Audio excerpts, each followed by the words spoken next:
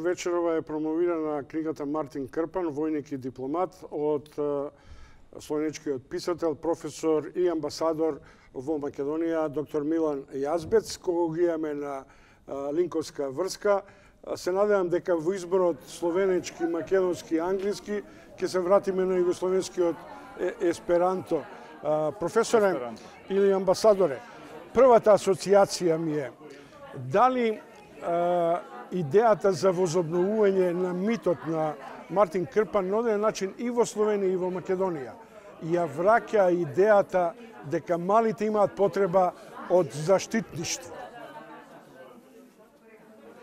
Dobro večer in hvala lepa za povabilo v studio. Dobro večer i hvala za ovaj poziv. Pa vidite, ja mislim diplomatija je jedna od najjačih oružja malih država, država koje nemaju puno ljudi, koje nisu velike. I to je bila moja ideja, neki poriv, zbog kojeg sam onda se prihvatio te diplomatske interpretacije Martina Krpana kao nekog simbola, lika slovenstva, i on je u nekom tom prenesenom smislu može da bude simbol i drugih sličnih naroda i država. Gospodine Јазбец, само да ја потврдиме поканата дека ќе гостувате во отвореното студио.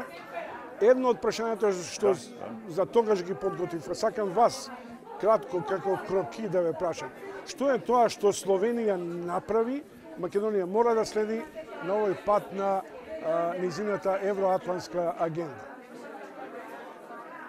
Pa vidite, naše iskustvo je pre svega treba biti proaktivan, treba raditi puno sistematski, jer sve što se radi, radi se za samog sebe. Znači, ono što smo mi radili, radili smo za Sloveniju, za naše ljude, a to što sad vi radite, što radi makedonska politika, vlada, što se tiče članstva u NATO, koji de facto je tu, i za pregovore sa Europskom unijom, radi se zbog toga da će ljudi u Makedoniji, svi koji ovdje žive, živjeti bolje, u sređenijem sistemu i u skladu sa nekim normama, pravilima, praksama sa kojima živi čitava Europa. To je osnovni smisao, to je neka najbolja preporuka i tu ne treba nikoga da se čeka. Ima puno stvari koje može da se uradi pre sve nego što počne formalno, pravno formalno. Благодарам. Тоа беше амбасадорот на Словенија и автор на книгата Мартин Крпан.